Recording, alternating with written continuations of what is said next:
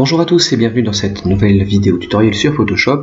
Alors en fait, là j'aimerais aborder trois nouvelles vidéos. Commençant par cette première, c'est en gros faire une vidéo pour traitement de photos d'une image, alors APN ou CCD, mais là ce sera en l'occurrence APN pour les débutants, voir juste 2-3 bases, comment en fait en quelques clics vous pourrez avoir une image qui soit sympa avec de la couleur et du détail. Ensuite je ferai une intermédiaire et ensuite un niveau confirmé. J'essaierai de regrouper différentes informations sans trop les recouper. Donc là on va voir quelques bases que vous pourrez de toute façon certainement voir et voire même certainement approfondir avec les vidéos que je vous ai proposées dans les autres tutoriels, mais l'idée c'est comment est-ce qu'on va enchaîner les différents process. L'image que je vous propose là, en fait, elle est sortie du logiciel de traitement et pré-traitement de PixInsight, c'est vraiment la base. En gros, j'ai fait un empilement et j'ai fait un retrait de gradient. Voilà, pour partir sur cette base là, et bien sûr l'image a été stretchée, c'est-à-dire qu'il y a eu un étirement d'histogramme. Bien entendu, ce départ d'image, si vous voulez, sur Photoshop est très valable après par exemple un traitement dans le logiciel Cyril. Vous ne changez pas vos habitudes, mais vous devrez passer par un logiciel autre que Photoshop pour compiler vos images et ensuite sortir au moins une image qui est un minimum de potentiel, c'est-à-dire qu'elle était au moins stretchée. Vous remarquerez tout de suite, si on se jette dessus, la position de l'histogramme. Alors en fait l'histogramme, parlons-en parce que ça fait partie des erreurs qu'on voit régulièrement quand on débute en astrophoto, et croyez-moi je suis le premier à avoir traité avec un histogramme complètement en banane ici à gauche. L'histogramme en gros est représentatif de votre image, c'est la dynamique de votre image.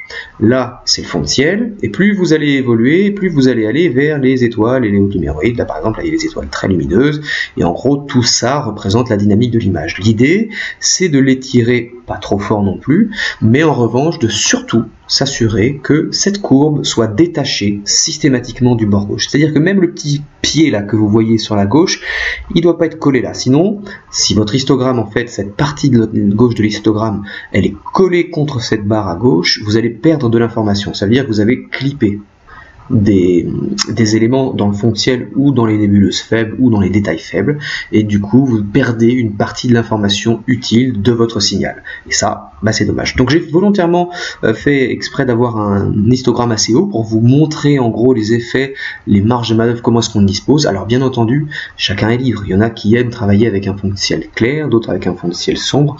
L'important c'est qu'à la sortie de tout ça vous soyez vous content de votre image et qu'elle vous plaise. Le reste c'est accessoire. Quoi qu'il en soit, mon image, comme vous le constatez, elle est trop claire. Elle est trop claire et ça se manifeste visuellement, c'est une première chose, mais aussi parce que, vous voyez, entre le pied de la courbe et le bord gauche, eh bien, il y a un sacré décalage. Idéalement, il faudrait presque, en fait, le faire descendre, ce pied de courbe, à 50%. Ça nous laisse une marge de manœuvre, on ne sera pas clippé, mais on aura un fond de ciel qui sera quand même plus sombre. On va donc commencer dans un premier temps par faire ça, par régler l'histogramme de l'image. Je vais dupliquer mon calque par un CTRL+J, et je vais accéder, grâce au niveau, CTRL+L, à la possibilité d'étalonner, de régler le fond de ciel. Le curseur de gauche représente les basses lumières, c'est-à-dire le fond de ciel, le curseur du centre, le ton moyen, c'est-à-dire l'objet à proprement parler, et enfin, celui de droite, les étoiles. Bien entendu, celui de droite, on évite d'y toucher, parce que si vous le montez, vous allez faire cramer vos étoiles. Je prends donc ce curseur de gauche et en général, un truc qui est pas mal à faire, c'est de s'approcher du pied de la courbe.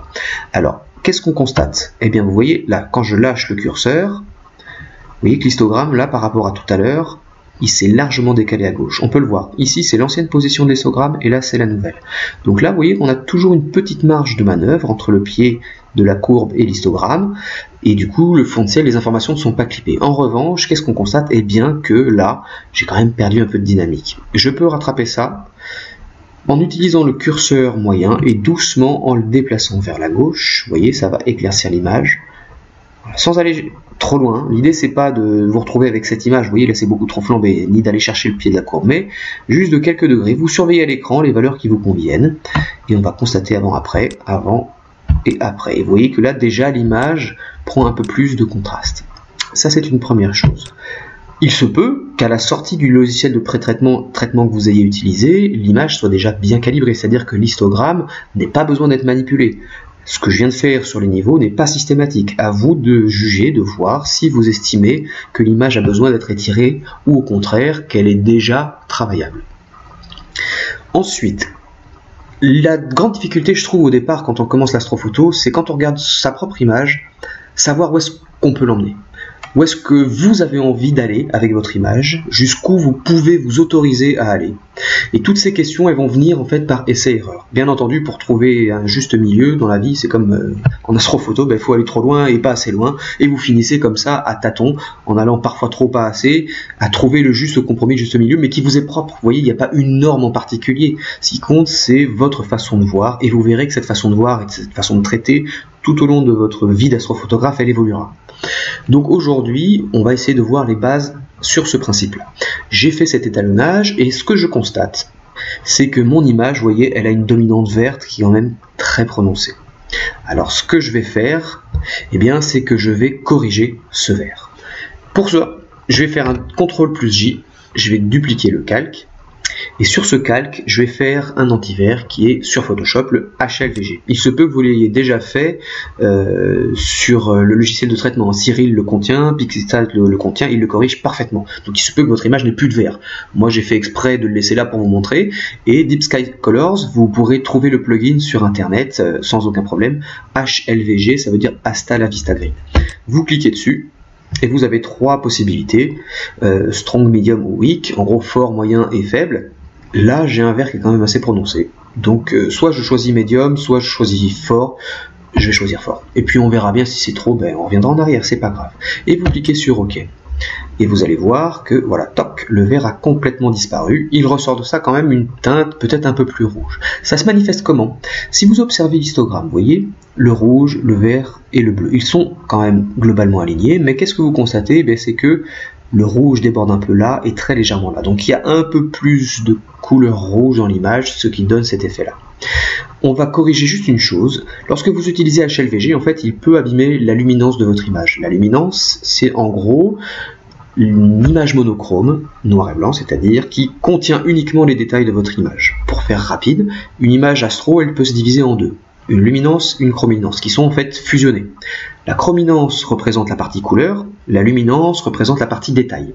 Souvent la luminance, c'est une image noir et blanc, sur laquelle on vient poser une image couleur pour coloriser, qui est cette fameuse chrominance. Donc, pour éviter d'abîmer cette luminance, eh bien, je vais placer le calque sur lequel j'ai fait le HLVG du mode normal au mode couleur. Et observez bien M78, vous allez voir quand je vais cliquer sur couleur, toc, vous voyez, on a récupéré beaucoup plus de dynamique et d'informations. L'image est moins éteinte et j'ai moins de rouge dans le fond de ciel. J'ai quelque chose de quand même plus équilibré. Vous voyez là, regardez, la partie gauche là, ici de l'histogramme, elle est beaucoup plus alignée par rapport à tout à l'heure avec ce rouge qui débordait très légèrement. Donc ça, c'est cette première partie de fait. J'ai étalonné la couleur, j'ai étalonné grâce au niveau, le fond de ciel, la dynamique de l'image, et on va continuer à la travailler. Quand j'observe cette image, qu'est-ce que j'ai besoin de faire? Moi, ce que je voudrais, et peut-être vous le constatez, c'est que cette image, elle est un peu triste. Elle est palote, elle manque de peps, elle manque de couleur, elle manque de dynamique. Et nous allons donc, dans un premier temps, travailler chacune de ces structures séparément. D'abord la couleur, par exemple, et ensuite la dynamique. Et cette dynamique, on passera par l'accentuation des détails par exemple, par des courbes ou des niveaux, mais aussi par la création d'une luminance synthétique qui viendra sublimer l'ensemble.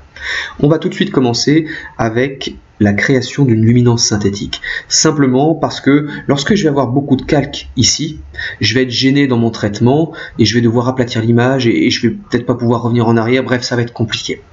Vous allez simplement voir qu'on va générer uniquement l'image de luminance, on ne va pas s'en servir immédiatement, on s'en servira à la toute fin. Okay, donc pour ça, eh bien, je vais devoir déjà faire une fusion des calques sous-jacents. Alors, plusieurs possibilités. Soit vous estimez que ça vous plaît, vous faites sur le calque arrière-plan, clic droit, aplatir l'image et vous n'aurez plus qu'une seule image. Soit sinon, et moi je vais faire cette option-là, je préfère me garder des garde-fous, c'est-à-dire si j'ai fait des conneries, je peux revenir en arrière. On va faire une fusion des calques sous-jacents. Ça veut dire quoi? Ça veut dire que j'ai généré une nouvelle image qui en gros représente la somme de ces calques en dessous. En gros, qui va générer une image qui correspond à ce que nous avons ici visuellement. Et le raccourci clavier, c'est CTRL plus SHIFT plus ALT plus E.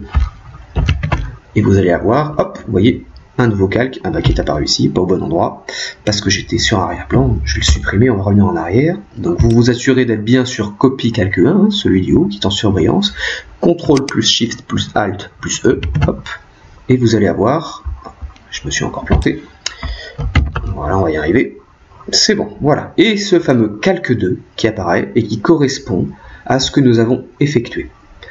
À partir de là, je vais extraire la luminance de cette image. Alors ce qui peut être intéressant, en fait, puisque là, l'image elle manque un peu de dynamique, ce serait de travailler légèrement les contrastes sur cette image.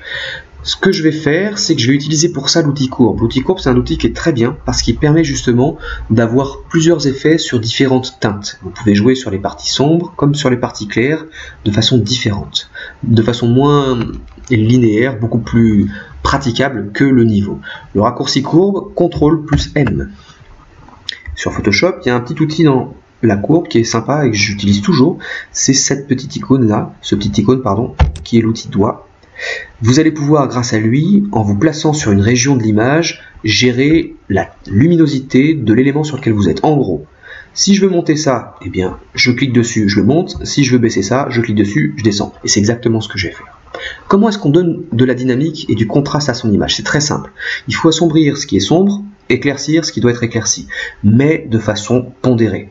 Hein, c'est toujours très important, en surveillant les étoiles. Et on va voir ensemble comment faire. Donc je vais commencer d'abord par le sombre, toujours. Je vais me mettre par exemple dans cette région qui est un poil plus sombre parce que je veux lui donner plus de profondeur, plus de noirceur.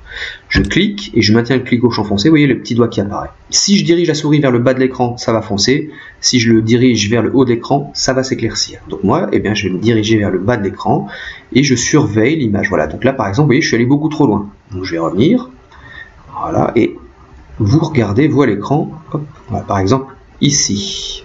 Voilà, comme ça, très bien. Ça, baisser le fond de ciel, mais baisser la luminosité générale de l'image. Moi, je ne veux pas perdre, vous voyez, la petite boucle de H-alpha qui est ici. Et bien, pour la rehausser, c'est très simple. Je vais me poser dessus, clic gauche maintenu, et cette fois-ci, je vais remonter, voilà, vers le haut de l'image. Et vous voyez, comme par magie, eh bien, ça va booster la courbe ici, cette petite boucle-là, en conservant l'aspect noir. Du coup, ça, il s'est passé quoi? Eh bien, j'ai tranché l'objet par rapport au fond de ciel. En revanche, ce que vous constatez, c'est que toutes les étoiles ont flambé. Et ça se manifeste comment? Sur votre courbe, en gros, les étoiles, elles occupent cet espace-là, cette partie haute de votre courbe. Et assurez-vous toujours que cette partie haute de votre courbe soit toujours sur l'axe. Vous voyez, si je la remonte, surveillez les étoiles, elles sont, je vais faire exprès d'aller fort, elles sont en train de cramer. Et en revanche, si je la descends, voilà, pas trop fort non plus, hein, voilà, et bien je vais récupérer ici de l'information dans les étoiles qui ne vont pas être cramées, et puis vous voyez même le cœur de la nébuleuse ne va pas être cramé. Pour vous montrer avant-après, ça c'est avant, ça c'est après. Voilà. Alors pourquoi est-ce que j'ai volontairement fait un traitement de courbe à ce moment-là? Simplement parce que en générant la luminosité, la luminance synthétique de cette image, je vais obtenir une carte qui est représentative de cette image. Si j'avais utilisé l'image telle qu'elle était avant, elle aurait manqué de contraste. C'est-à-dire que même la couche luminance aurait manqué de contraste et elle aurait apporté peu d'éléments. Bien entendu, c'est quelque chose qu'on aurait pu traiter sur la luminance synthétique à proprement parler à la fin. J'ai fait le choix de le faire maintenant. Vous pouvez très bien, vous, ne pas jouer sur les contrastes parce que vous n'êtes pas à l'aise avec, sortir la luminance et à la toute fin, quand on l'incorporera, jouer sur cette luminance, sur les contrastes pour avoir le rendu final. Il y a différentes façons de procéder. Voilà, j'ai joué sur les contrastes, je vais faire sortir l'objet et le fond de ciel est lui redescendu. Je vais maintenant pouvoir sortir la luminance. Pour ça, je vais aller dans Image, Mode, Color Lab. Vous allez avoir un message de Photoshop qui vous demande si vous voulez aplatir. Vous dites surtout non. Voilà, l'image est passée en mode lab. En fait, ça ne change rien. Le mode lab, c'est en fait un mode de visualisation des couleurs telles que le perçoit l'œil humain. C'est juste ça. Hein. Et il se divise en 3 couches. Une couche L, qu'on appelle la luminance, qui est cette fameuse couche noir et blanc. Je vais vous montrer tout de suite. D'ailleurs, on va aller dans couche, parce que c'est l'étape d'après. Donc, vous avez la couche qui s'appelle luminosité. Voilà, vous voyez, qui est une couche noir et blanc. C'est cette fameuse couche luminance dont je vous parlais, qui est en noir et blanc, qui contient les détails. Une couche A et une couche B, qui correspondent en fait aux axes. Ici, c'est rouge-vert. Et le B, c'est jaune-bleu. Et du coup, il y a d'autres techniques pour monter les couleurs, par exemple en utilisant les couches A et les couches B, mais c'est pas l'ordre du jour. Ce qui m'intéresse, moi, c'est de prendre cette couche. Donc je vais me placer en cliquant dessus sur luminosité. Je vais sélectionner l'image et la copier. CTRL plus A, ensuite CTRL plus C, pardon. CTRL plus A, je sélectionne l'image, CTRL plus C, je la copie. Je reviens sur la couche lab, ici en cliquant là. Je reviens dans Calque et je vais maintenant coller par un CTRL plus V l'image que je viens de copier. Je suis toujours en mode lab et moi je veux reprendre le mode RVB pour continuer le traitement de mon image classique. Je vais donc aller dans Image, Mode, ensuite Couleur RVB, vous cliquez dessus et à nouveau le même message, est-ce que vous voulez aplatir? Surtout cliquez sur Non. Voilà. L'image ici de luminance va rester visible, du coup elle va me gêner pour travailler. Qu'est-ce que je vais faire? Eh bien je vais cliquer sur l'œil pour la retirer de la visualisation, mais elle restera toujours présente en haut de la liste et je vais pouvoir comme ça travailler. Pour éviter de faire des bêtises et sachant que cette luminance doit être tout en haut des calques, je vais recliquer sur Calque 2, celui juste en dessous, et poursuivre le travail que j'ai commencé. Je vais maintenant, comme je vous l'expliquais tout à l'heure, gérer les couleurs. Et pour ça, on peut commencer par une correction sélective des couleurs. L'intérêt, c'est quoi? Je vais essayer de renforcer la couleur rouge ici, et peut-être un peu la couleur bleue là. Pour ce faire, vous allez cliquer sur cette icône ici qui est correction sélective des couleurs. Vous pouvez la voir aussi sur le petit rond en dessous là, qui est en noir et blanc en gros. Vous cliquez dessus et vous allez pouvoir ici faire correction sélective, voilà. Et sinon vous pouvez encore vous rendre dans Calque, ensuite vous allez faire nouveau calque de réglage et enfin vous aurez correction sélective. Voilà les trois façons d'y arriver. Je clique sur celui-là, hop, par exemple correction sélective, voilà, toc, et j'ai ce nouveau calque de réglage qui apparaît. Alors ce nouveau calque de réglage, il contient un masque blanc ici qui est ce qu'on appelle un masque de fusion. Ce masque de fusion permet par exemple de sélectionner uniquement les régions sur lesquelles vous souhaitez travailler.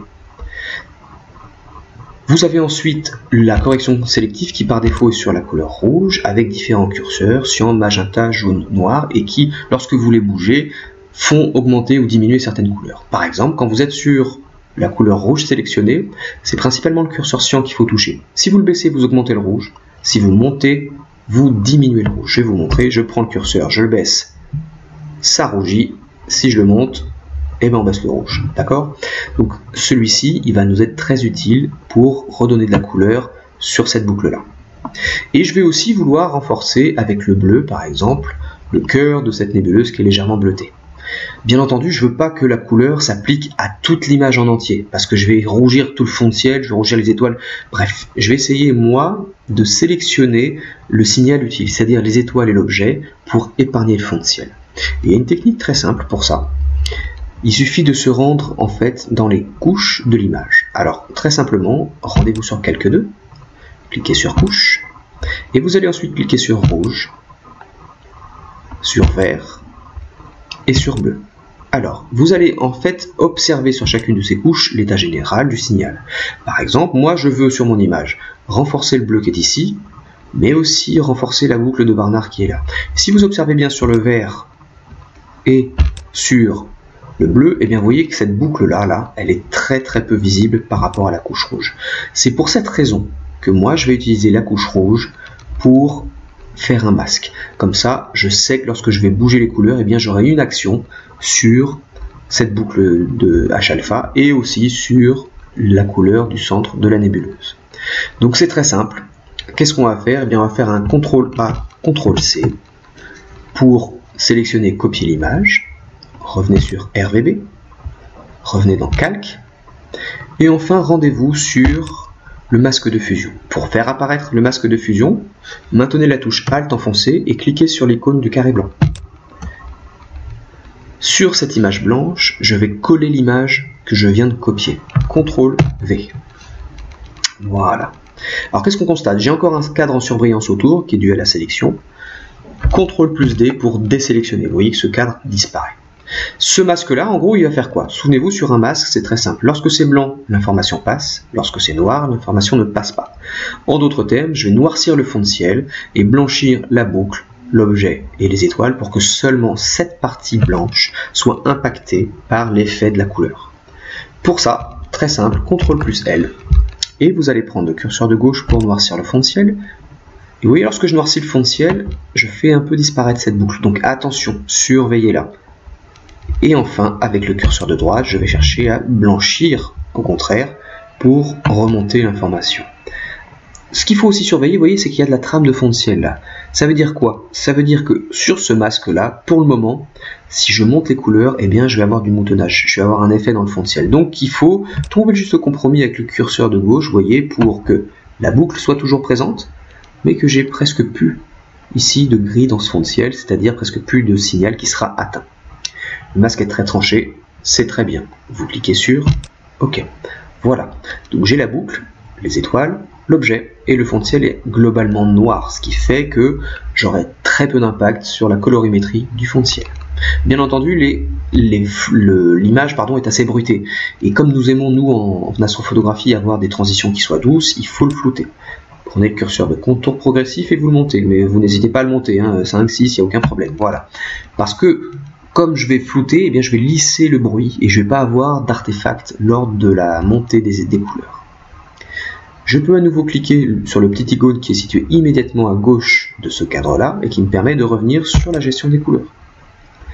Et je vais prendre le curseur rouge et je vais le baisser. Et vous allez voir qu'en le baissant, voilà, eh bien vous devez peut-être le voir, là je monte, ça diminue, hop, je le baisse, eh bien on va monter légèrement le rouge. C'est pas très visible sur la démonstration que je suis en train de vous faire. Sur mon écran, ça l'est. Simplement pourquoi? Parce que j'ai une petite bande légère, subtile, qui me permet en fait d'avoir une action sur la boucle de Barnard. Là. Je vais ensuite me rendre sur la couleur bleue, parce que je veux monter ici légèrement le bleu.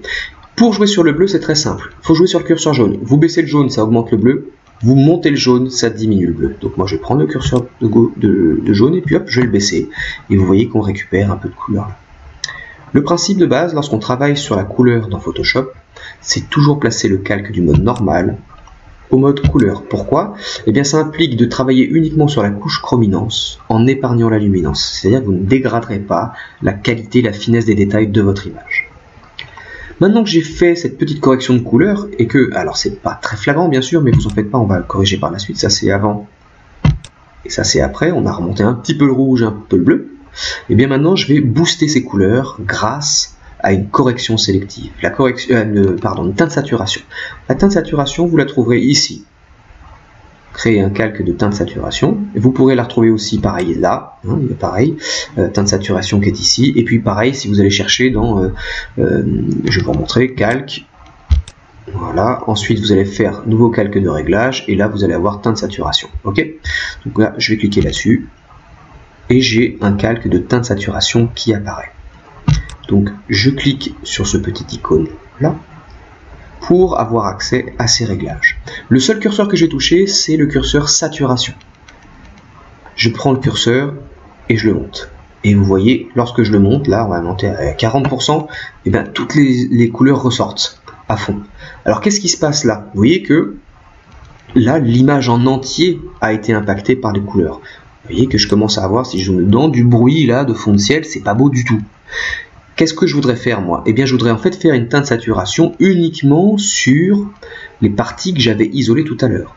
Ce que je vais faire, c'est que je vais faire ce qu'on appelle un masque d'écrêtage. En gros, l'élément de teinte saturation que je suis en train de travailler maintenant, je vais faire en sorte qu'il ne s'applique que à ce qui est en dessous, c'est-à-dire la correction sélective qui contient un masque, et ce masque permet d'isoler uniquement les structures.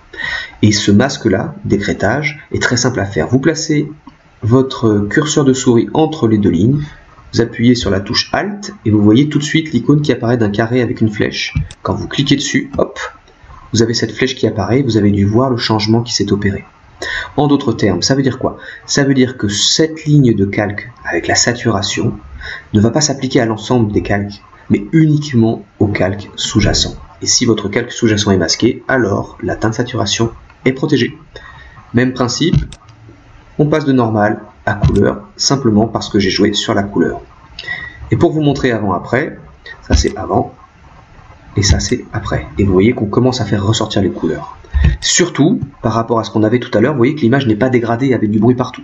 Si vous estimez que 40% c'est pas assez, vous montez. Mais prudence. Moi, je préfère faire ça par itération, c'est-à-dire reprendre plusieurs fois les teintes de saturation que de balancer un énorme coup sur lequel je ne pourrais pas revenir. Sur cette image, j'estime que c'est suffisant. Et nous arrivons enfin à la partie terminale de l'image où je vais pouvoir incorporer la luminance synthétique. Pour ça, je reclique sur l'œil de la luminance synthétique et je clique sur le calque pour me rendre dessus. Je vais passer ce calque de mode normal à luminosité. Toc, et voilà. Ça c'est avant la luminosité, ça c'est après. Et vous voyez qu'en mettant une luminance synthétique, qu'est-ce qui s'est passé?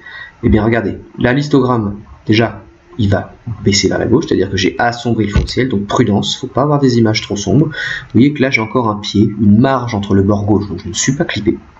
Mais surtout, l'histogramme s'est élargi. Ça veut dire quoi ça? Quand l'histogramme prend plus de place, ça veut dire que la dynamique, l'information de votre image, elle est plus importante. Et sur cette image-là, eh bien, vous pourrez à nouveau retravailler les contrastes, les couleurs et compagnie. Ce que je vais faire moi, pour terminer cette vidéo, eh bien, c'est qu'on va juste essayer d'affiner les détails de cette image et éventuellement quelques petits contrastes. Pour ce faire, je vais faire une fusion des calques à nouveau. CTRL plus SHIFT plus ALT plus E. Ça va me générer un nouveau calque qui est représentatif de la fusion des calques précédents. Voilà. Et sur cette image, je vais effectuer un filtre divers passe haut. Voilà. Alors le passe haut, en fait, il fonctionne comme les ondelettes. C'est-à-dire que si vous avez un rayon de passe haut qui est faible, par exemple 2,5 pixels, 2 pixels ou 1 pixel, vous allez travailler ou mettre en relief les détails très fins, les petits filaments. Si vous mettez un rayon à 4, 6 ou 8, vous allez travailler sur des structures plus grosses. Du coup, à vous de voir quelle partie de votre image vous souhaitez mettre en relief. Moi, j'aime bien travailler à 2,5, mais vous êtes très libre de travailler au-dessus pour mettre des structures un peu plus larges en relief. Et vous cliquez sur OK. Voilà, l'image magnifique. Hein. Alors vous en faites pas, c'est dégueu comme ça. Hein. Simplement pourquoi? Parce qu'un filtre passe haut, il s'utilise dans un mode spécial. Vous allez donc vous rendre sur cet onglet et vous allez passer de normal à incrustation. Hop là, et voilà. Et qu'est-ce qui se passe? Je vais zoomer un peu dans l'image. Ça c'est avant et ça c'est après. Vous voyez que j'ai augmenté la qualité du signal, c'est-à-dire qu'il est plus net. Le seul défaut que ça a, c'est que ça a fait flamber le bruit. Regardez ici là, cette partie-là. Ça c'est avant, moins de bruit, et après, paf, du bruit partout. Donc qu'est-ce que je vais faire? Eh bien je vais masquer cette image. Je vais faire en sorte de cacher complètement l'effet du passe haut, et avec un pinceau, d'aller pouvoir travailler très spécifiquement dans l'image ce que je veux accentuer. Pour ça, vous allez cliquer sur cette icône avec la touche Alt de votre clavier enfoncée et maintenue. Et lorsque vous cliquez dessus, voilà, vous voyez, ça va créer un masque tout noir. Cliquez sur le masque, pour vous assurer que le cadre blanc soit sélectionné dessus, c'est-à-dire que lorsque je vais travailler sur cette image, eh bien j'aurai une action sur le masque. Et vous allez maintenant prendre le pinceau. Et on va se servir du pinceau pour mettre en relief seulement certaines parties de l'image pour ne pas faire flamber le reste. Le pinceau, comme le calque est tout noir, il n'y a rien qui passe. Donc moi je dois utiliser du blanc pour permettre l'effet du filtre d'accentuation de détail de passer.